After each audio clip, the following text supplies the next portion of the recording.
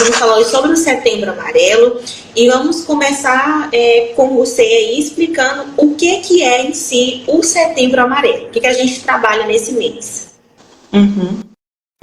A gente trabalha a valorização da vida, né, a prevenção contra o suicídio. E por que é em setembro, né, que isso acontece? Por que o mês de setembro é escolhido? Lá em 1994, nos Estados Unidos, infelizmente a gente teve uma morte de um adolescente através do suicídio. E ele não apresentava nenhum sintoma, né, de adoecimento mental, de desesperança ou de tentativa contra a própria vida, né? Foi todo mundo muito pego de surpresa. E a partir daí os amigos e familiares decidiram montar uma campanha que começou dentro de uma cidade dos Estados Unidos e hoje está no mundo inteiro, né?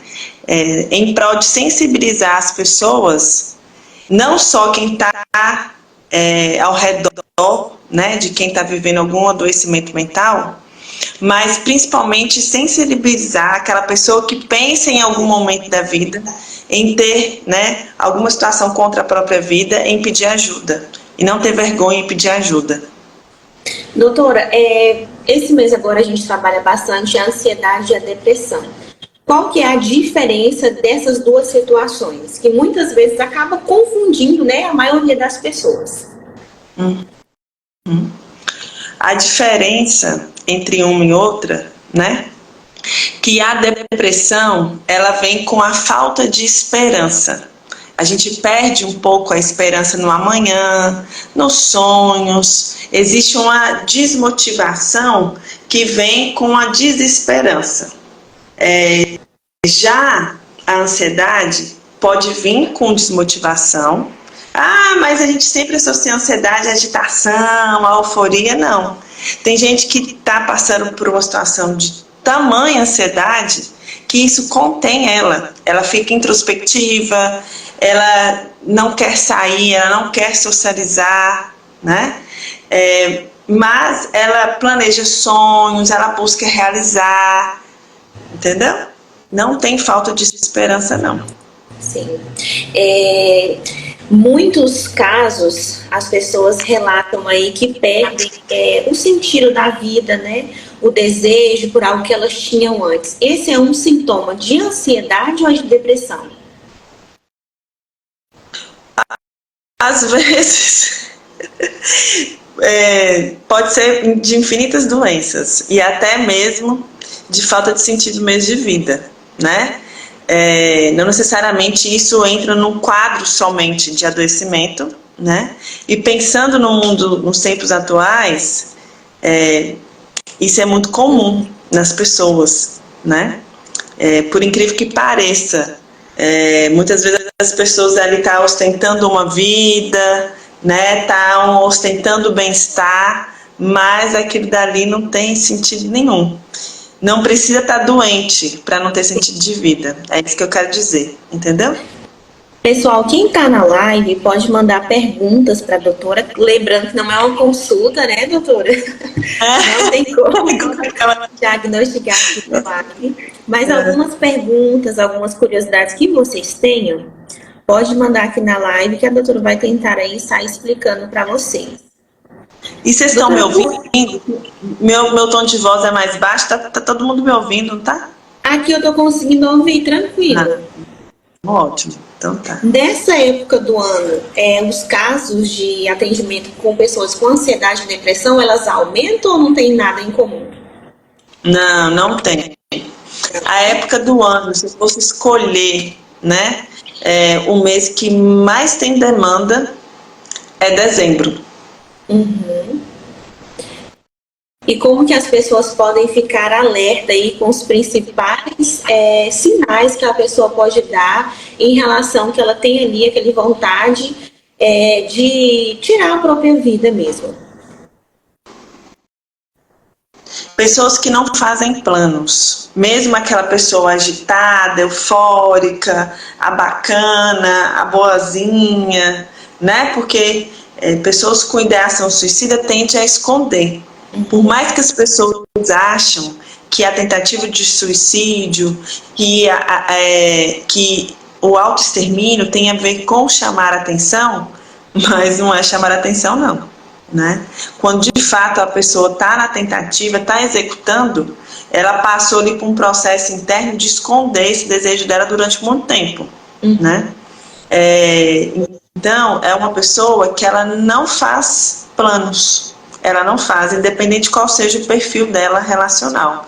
Se é mais introspectiva, se é uma pessoa sociável, cheia de amigos, mas você não presta atenção no desejo em fazer e executar planos. Então ela não tem nem um sonho, nem um plano para o futuro dela, nem mesmo ali só em pensamento mesmo. Porque tem pessoas que sonham, mas não conseguem colocar em prática. Então ele nem sonha mesmo. Nem sonha. A pessoa nem sonha. Ela pode até executar algumas coisas, mas você presta atenção que a execução dela não tem a ver com sonho, tem a ver com obrigação. Entendeu? Porque são coisas que eu tenho que... É o meu dever de fazer. Porque é bastante comum, às vezes a gente vê até nas redes sociais mesmo, a pessoa comparando assim, uma pessoa que suicidou e postou uma foto alguns dias atrás, né? Com alguns amigos, em alguma festa, né? Ou trabalhando. Ah, mas ele estava trabalhando normal, então ele realmente faz ali por obrigação. Exatamente, pelo dever. Doutora, uma pergunta que eles mandaram aqui quais são os mitos comuns sobre o suicídio que precisam ser desmistificados? Quase que não sai. O primeiro, que eu acho que é o mais delicado, é achar que a pessoa está fazendo isso para chamar atenção. Entendeu? Que é frescura, que ela só quer um pouco de atenção, que ela não vai fazer isso, que isso é besteira. É a primeira coisa, né? E é um tabu muito grande, né, com esse assunto. Exatamente. E a pessoa, quando ela verbaliza que quer, ela já verbalizou de outras formas e isso não foi bem recebido, bem acolhido, entendeu? Não prestar atenção. Ah, mas é minha responsabilidade salvar o outro, cuidar do outro que não está bem, que está fechado, que não quer se abrir. Não, não é sua responsabilidade. Mas isso mostra o quanto que a gente, na nossa convivência, não está atento nem a nós mesmos e nem ao outro. Porque ao se relacionar, a gente gera uma sensibilização de prestar atenção naquilo que não tem coerência, aquilo que não fecha, né? Não traz um sentido. E aí a gente não percebe o outro porque está ali, né? Não se percebendo. E aí lida dessa forma de uma maneira fresca, de uma maneira besta. Ah, que frescura, é falta de trabalho, é falta de serviço, é falta de preocupação, uma pessoa à toa. Então, acho que são 2 mitos aí importantes, né? 3 colocar, que está associado, né? Que é para chamar atenção, que é frescura, que é falta de serviço, que a pessoa está muito à toa, entendeu? Doutora, e como que as pessoas podem lidar com esses pensamentos suicidas? Pedindo ajuda, procurando um profissional, entendeu? Que com certeza não é o primeiro que surge, né, de pensamento, não é o primeiro pensamento. Ela já tentou resolver isso sozinha de alguma maneira, né?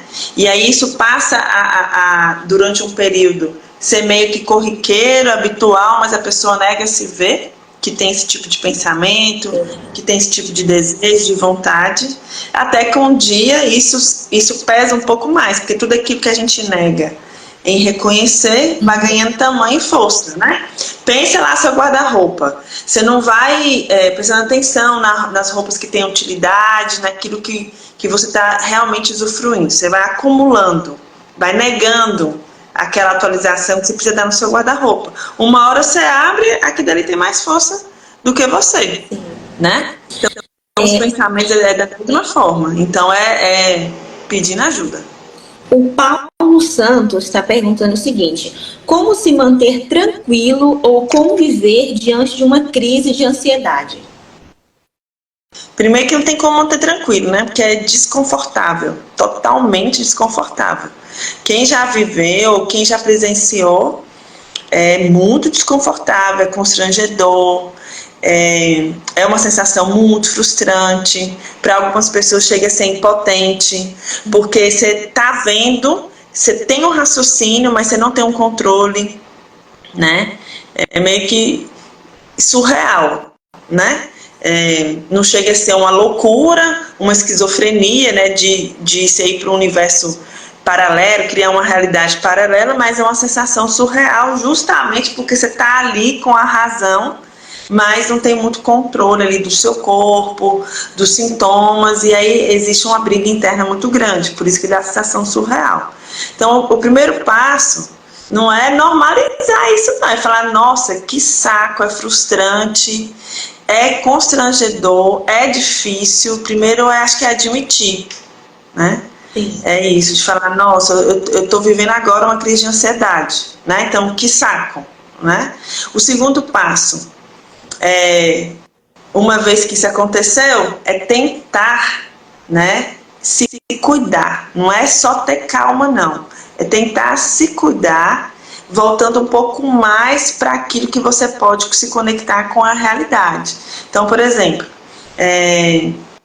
as crises de ansiedade, né? Ah, meu coração não está batendo, e aí isso aumenta mais, porque desde manhã que está batendo, eu fiz uma meditação, não melhorou, tá aumentando essa dor no peito, já não está batendo, tá dando um nó, eu vou infartar, e aqui dali a pessoa gera uma dúvida, né, nela, e ela fica focada nessa dúvida, será que eu vou infartar, será que eu vou infartar, será que eu vou infartar?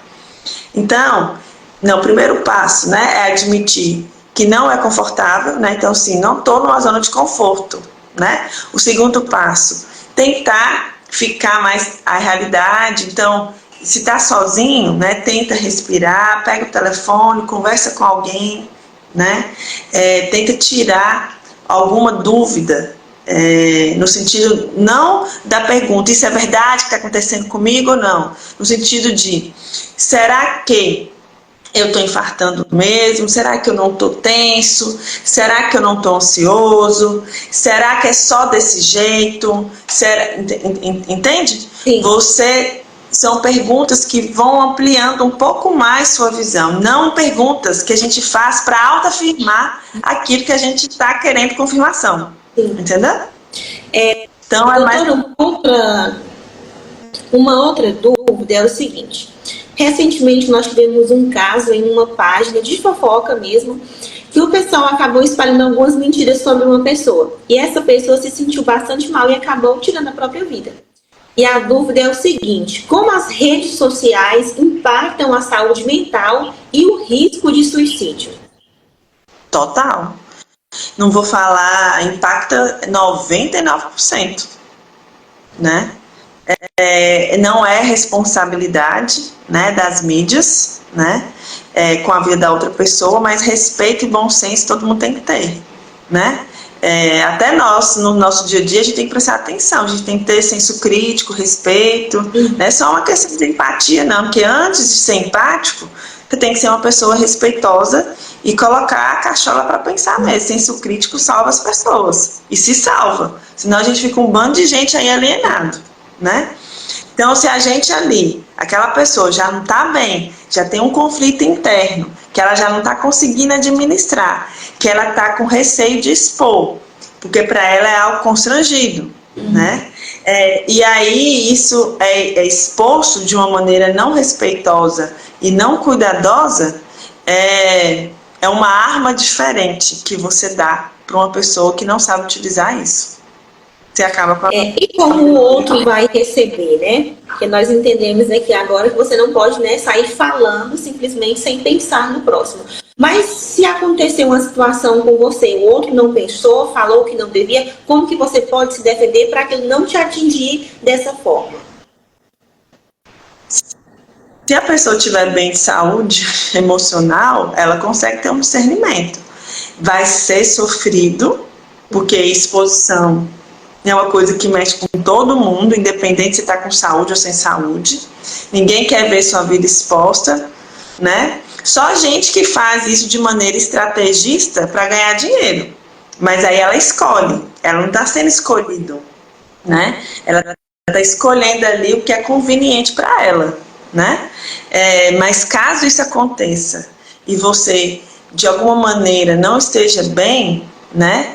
Eu sugiro que procure ajuda e seja ao lado das pessoas que você ama, que te ama, e sai, dá um tempo das redes sociais, cuida de você, organiza seus sentimentos, sua cabeça, né, seu mundo interno, que a nossa verdadeira morada é esse aqui, esse conjunto, e aí depois pensa no que vai fazer com isso, em consequências disso. Doutora, as redes sociais é bastante usada por adolescentes, algumas crianças também, que às vezes não sabem ainda se defender, né? Como que a família, ela consegue ajudar aí a detectar se essa criança está sofrendo na internet alguns ataques que podem levar à ansiedade? Primeiramente, essa família tem que pensar qual utilidade que isso tem a ver na vida da criança e do adolescente, porque pai e mãe que conduz isso, né? Se dentro da cultura familiar, essas regras, né, do acesso ao telefone, às redes sociais, como que isso vai ser administrado, porque educação de filho dá trabalho, e pai e mãe, não basta ser pai e mãe, tem que participar, é uma triste realidade, né?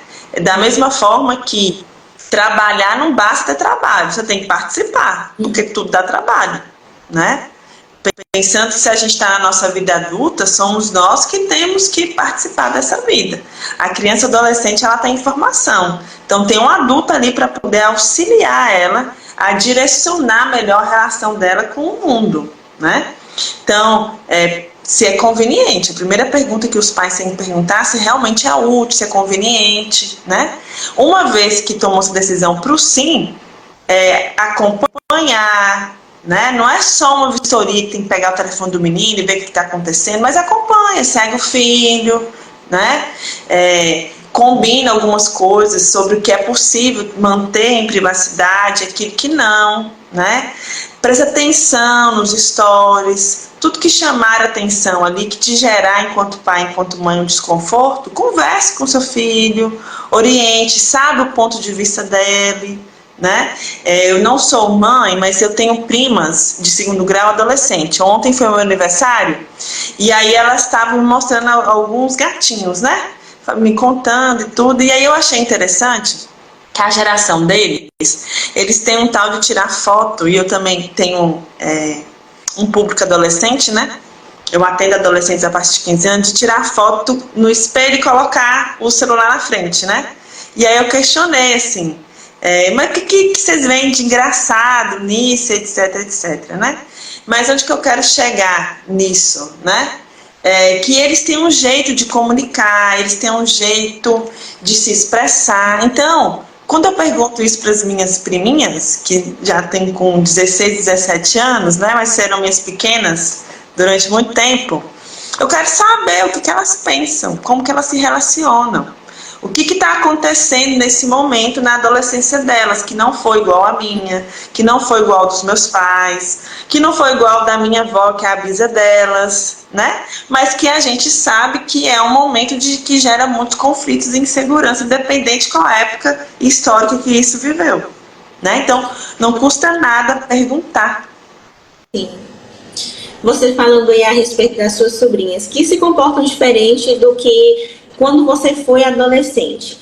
A depressão e a ansiedade, ela pode se manifestar diferente em faixas etárias diferentes? Pode. E pessoas, inclusive, não só a idade e a faixa etária que determina como que isso vai ser manifestado, mas a personalidade da pessoa contribui também, né? Para camuflar ou para exibir alguns sintomas, né? Então, por exemplo, eu falo que se a pessoa está muito introspectiva, ela é uma pessoa de personalidade muito introspectiva, e aí de repente ela começa a extravasar, E aí você olha para aquela pessoa e fala, eu não estou entendendo o sentido, não está coerente ela mudar da noite para o dia, por que, que ela está indignada, por que, que ela quis mudar, né? Isso já é um sinal que a pessoa não está bem. Da mesma forma que uma pessoa que tem uma personalidade mais expansiva, mais comunicativa e de um dia para outro decide não ser dessa forma, isso já é um sinal, entendeu? Então a gente tem que sempre olhar ali o contexto e prestar atenção no ponto de referência que a gente escolhe para comparar. Doutora, a ansiedade e a depressão, elas podem ocorrer simultaneamente ou elas são ali separadas? Não, pode acontecer simultaneamente. Inclusive tem um nome, né, que a gente dá para tamanhas doenças de saúde mental, que é o transtorno misto, né, que tem sintomas depressivos e sintomas de ansiedade. E como que é essa junção? Porque a ansiedade pode fazer ali ficar um pouco preocupado, né, acelerar. A depressão, você nos contou aqui que a pessoa ela não tem vontade nem de sonhar, de planejar no futuro. Como que acontece aí essa junção simultânea? Quando está simultâneo, a pessoa não perde a esperança. Quando está só a depressão isolada, ela perde a esperança.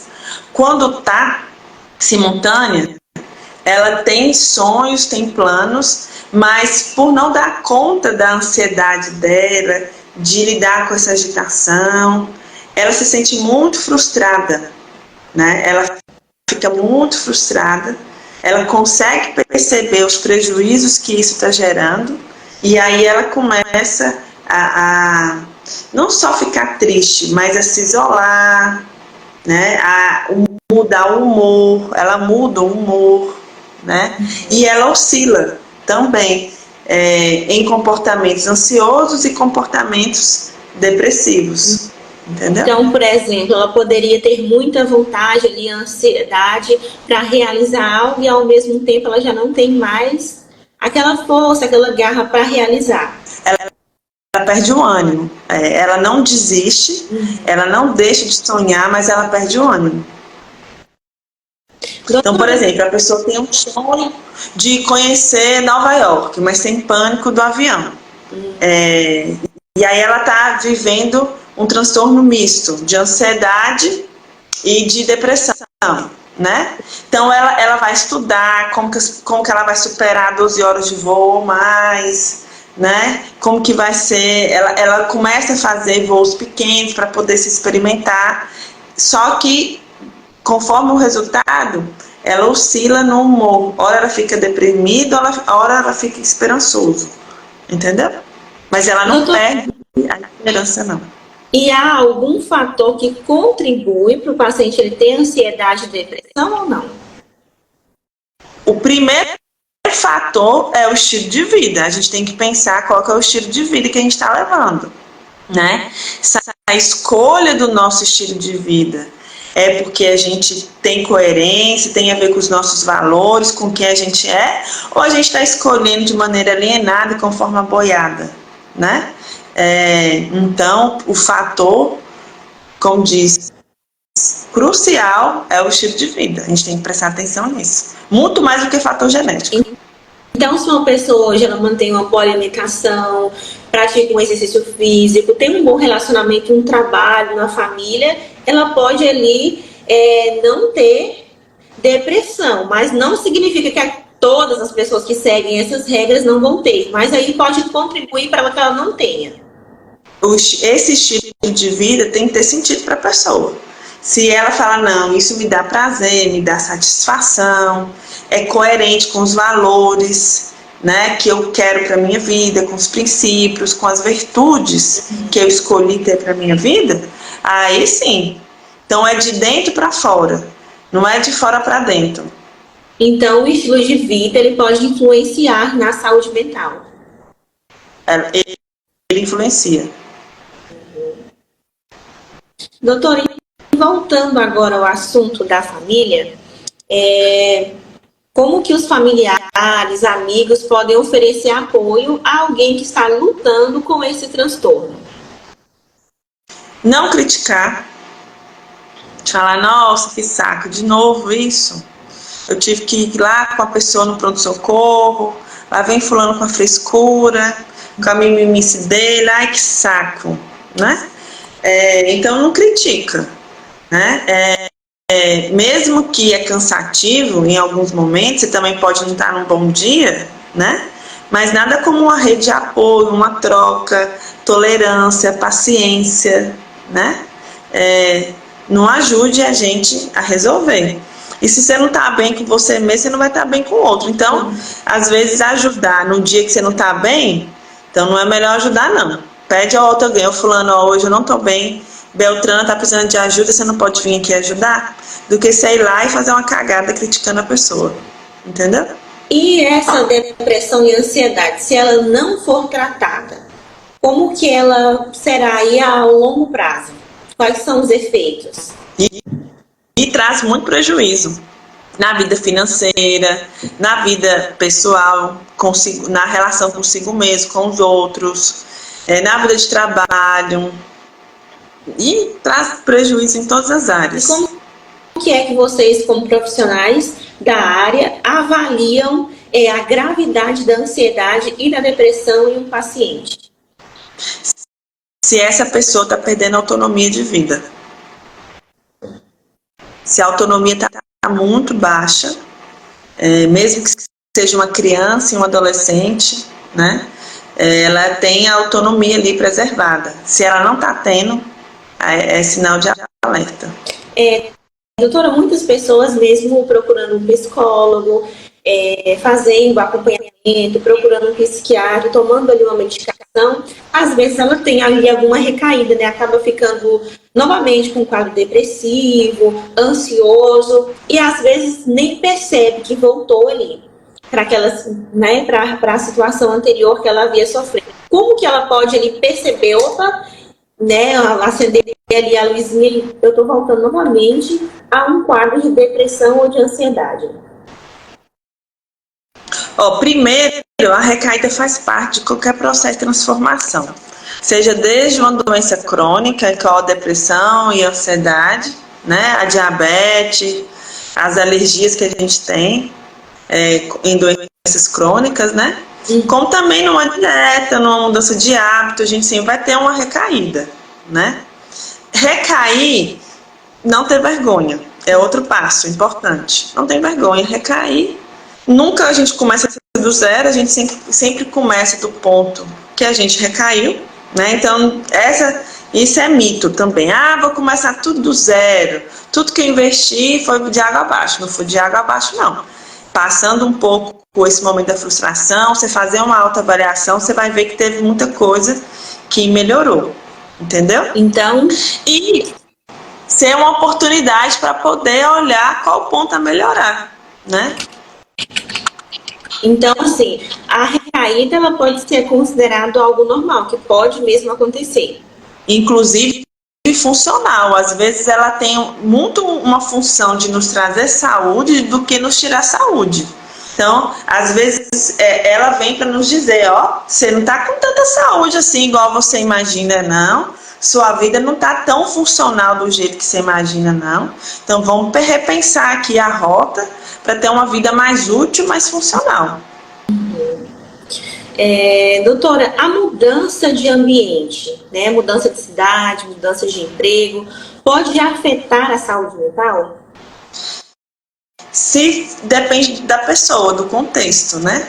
Se for um dos fatores que está te ajudando a perder saúde, né, de maneira geral, física, mental, e que onde você mora, onde que você está, onde que você trabalha, não tem sentido para você, vai em contraponto os seus virtudes e valores do lugar onde que você está, você não se sente pertencido, não se sente acolhido, não identifica com o lugar, então o ideal é que saia. Porque o problema não está fora, o problema está dentro. Então você tem que olhar para dentro para identificar essas projeções que você está fazendo com o mundo externo.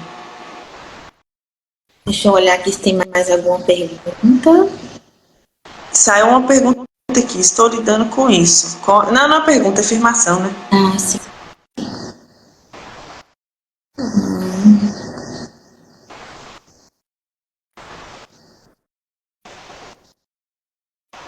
Doutora, quais que são as barreiras comuns que as pessoas enfrentam ao buscar um tratamento para esses transtornos? Vergonha.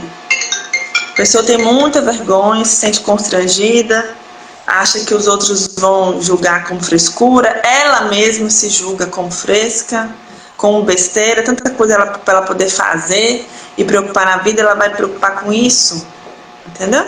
Então, não ter humildade para pedir ajuda.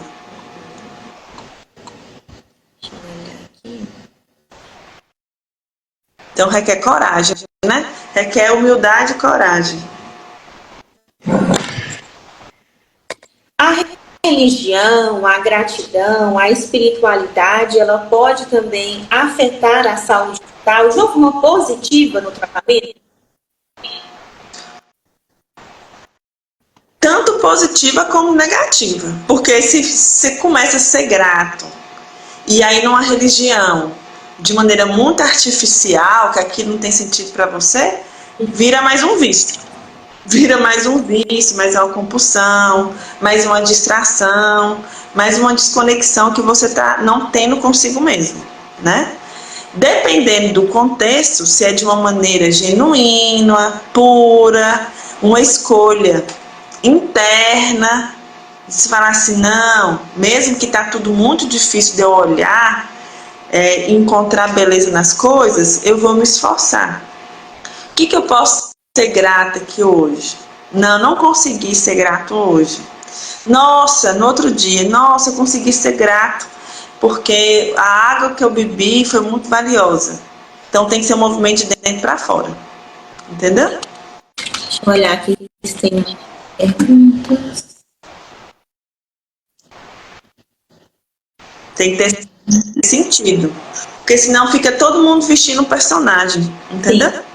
Doutora, há algum gatilho mais comum, né, que a gente pode observar em pessoas que sofrem ansiedade, algo ali que ela que ela vive, que desengatilha uma ansiedade, né? Todo paciente de transtorno mental, seja qual for, desde a dependência química, a transtorno de personalidade, a esquizofrenia, as neuroses que tem a ver com a depressão e a ansiedade, né? Bipolar, e tem uma gama aí. A vergonha e o constrangimento. Então, o medo da exposição é um gatilho. A pessoa se sentir exposta, isso pode ser um gatilho de desencadear qualquer tipo de crise, entendeu? Então, a pessoa tem que estar muito bem resolvida com ela mesma, para ela não deixar que essa situação de exposição gera nela uma crise ou desencadeia qualquer outra coisa mais crônica.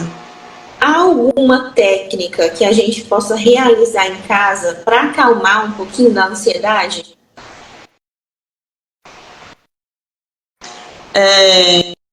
Para mim, assim, na minha visão, a técnica, se for dar um nome assim, eu não sou uma das receitas não, porque tudo tem que ter funcional, tem que ser funcional. Aquilo que funciona para mim não funciona para você, né? Mas o que funciona para todo mundo, pegar assim uma regra geral, uma régua, né, uma média, é prestar atenção em você, autoobservação. Então, para chegar numa crise, né, você precisa prestar atenção em você no seu dia a dia, né? Como que você está, como o seu corpo está reagindo, quais são os seus pensamentos, seu mundo interno, como é que está. As pessoas acham que isso é difícil quando você não acostuma, não presta atenção em você. Não é um treino, não é um hábito. Mas você vai vivendo, vai executando as coisas, mas você está ali prestando atenção em você. Você faz tudo isso ao mesmo tempo. E a autoobservação não gera cansaço. Ela não gera cansaço, porque ao prestar atenção em você, você vai direcionando as suas demandas e suas necessidades. Você vai ali cuidando, você vai estabelecendo limites, você vai direcionando suas escolhas de maneira mais coerente com aquilo que você está necessitando naquele momento. Então, uma técnica é a autoobservação. Bom, eu acho que responderam.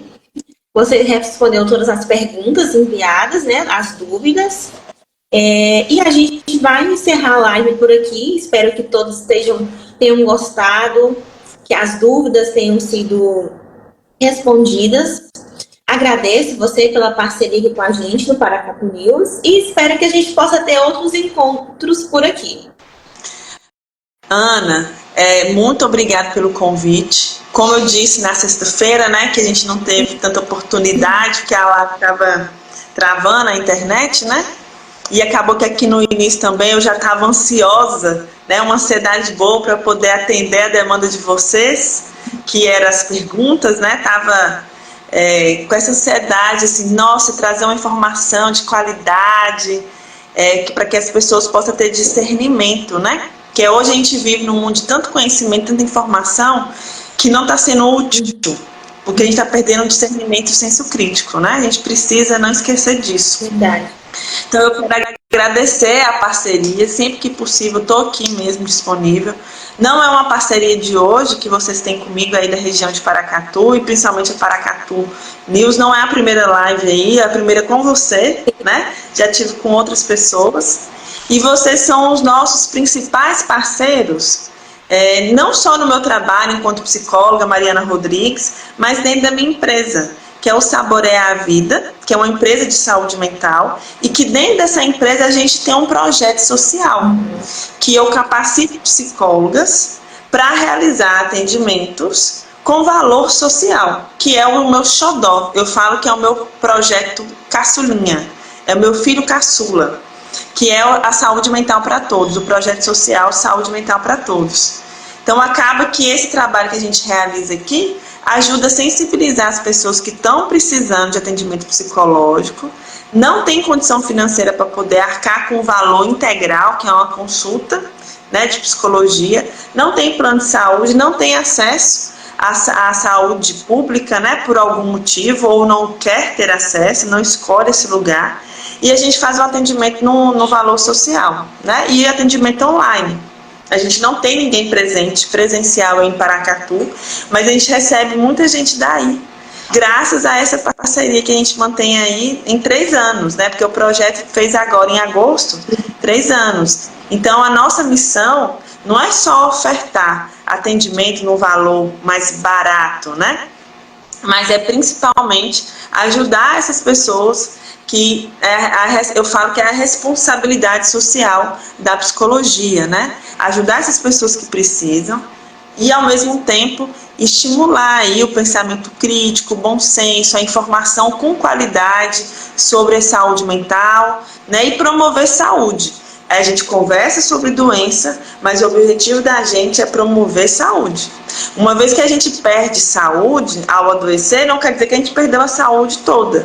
Quer dizer que a gente pode ter até uma oportunidade melhor de aprender a ter qualidade de vida, de se relacionar melhor, né? Eu falo que a saúde, ela é valiosa, mas a doença, ela é mensageira daquilo que a gente precisa codificar, interpretar como a mensagem para a gente se tornar uma pessoa melhor e viver melhor, né? Então, assim, eu quero muito, muito, muito agradecer e dizer para as pessoas que estão assistindo, né?